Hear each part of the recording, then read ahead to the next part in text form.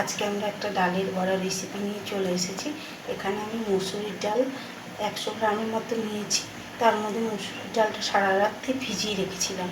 ভিজিয়ে রাখার পর এটা আমি শিলনোড়ায় সকালে বেটে নিয়েছি, তার সঙ্গে একটু লঙ্কাও বেটে নিয়েছি।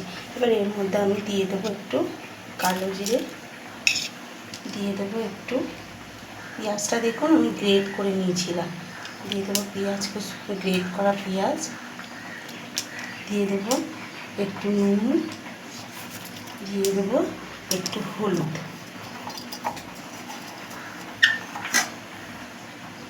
দিয়ে এটাকে আমি ভালো করে মিক্স করে নেব।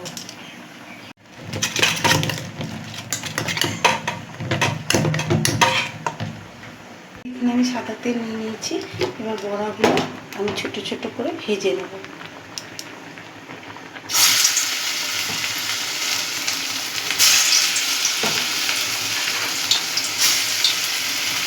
বড়াগুলো ভাজা হয়ে গেছে, এবার আমরা এগুলো তুলে নেব। উল্টে পাল্টে আমি এগুলো ভালো করে লাল করে ভেজে নিয়েছি।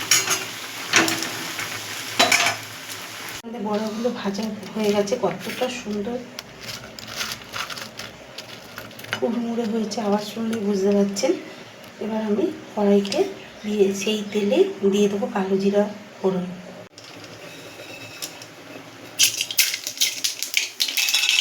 দিয়ে দেবো আলুগুলো ভেজে নেব নুন দিয়ে।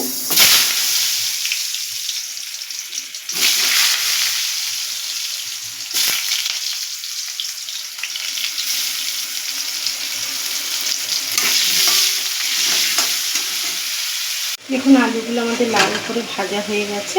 এবার এর মধ্যে আমরা একে একে মশলাগুলো দিয়ে দেবো। এখানে নিয়েছি আদা লঙ্কা বাটা, জিরে গুঁড়ো, ধনে গুঁড়ো, কাশ্মীরি লঙ্কার গুঁড়ো আর হলুদ গুঁড়ো। এগুলোকে আমি একসঙ্গে দিয়ে দেবো। জল দিয়ে দেবো যাতে মশলাটা পোড়া না লেগে যায়। দিয়ে এটাকে আমি একটু গলিয়ে মশলার মধ্যে কড়ার মধ্যে দিয়ে দেবো।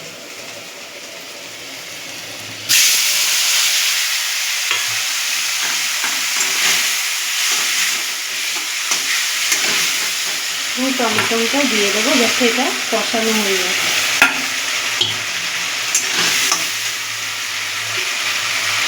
দিয়ে দেবো নুন, পরিমাণ মতো চিনি, দিয়ে এটাকে আমরা ভালো করে কষিয়ে নেব। এবার আমরা সব মশলা দেওয়ার পর এর মধ্যে আর একটু জল দিয়ে গ্যাসটাকে আমরা মিডিয়াম আঁচে রেখে ঢেকে দেবো যাতে টমেটোটা ভালোভাবে সিদ্ধ হয়ে যায়। 1 মিনিট পর আমরা ঢাকনাটা খুলে দেখে নেব যে আমাদের টমেটোটা সিদ্ধ হয়েছে নাকি। আমাদের টমেটোটা সিদ্ধ হয়ে গেছে।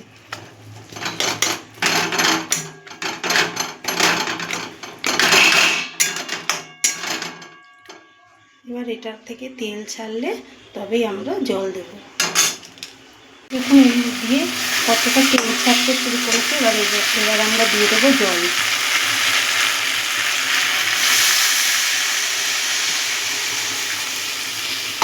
জলটা একটু বেশিই দেবো কারণ বড়াতে প্রচুর পরিমাণে জল টেনে নেয়, তাই লাস্টে ঝোল পাওয়া যায় না, তাই আমরা একটু জলটা বেশি পরিমাণেই দিলাম। দেখুন আমাদের ঝোলটা ফুটে গেছে এবং আমাদের দেখছি কি আলুটাও সিদ্ধ হয়ে এসছে। এবার আমরা বড়াগুলো দেবো, নাহলে বড়ায় প্রচুর পরিমাণে ঝোল টেনে নেয়। দিয়ে এটাকে আমরা আর কিছুক্ষণ মাত্র রেখে ঝোলটাকে নামিয়ে নেব।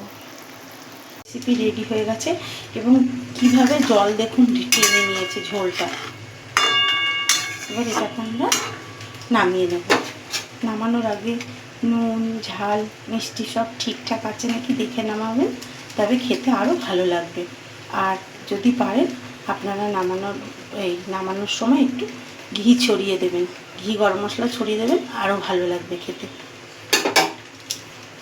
এইভাবে একবার করে খেয়ে দেখবেন, আশা করি বাচ্চা বড় সবারই ভালো লাগবে। ভালো লাগলে লাইক এবং সাবস্ক্রাইব করে দেবেন। ভালো থাকবেন, সুস্থ থাকবেন। দেখা হবে পরের একটি রেসিপি নিয়ে।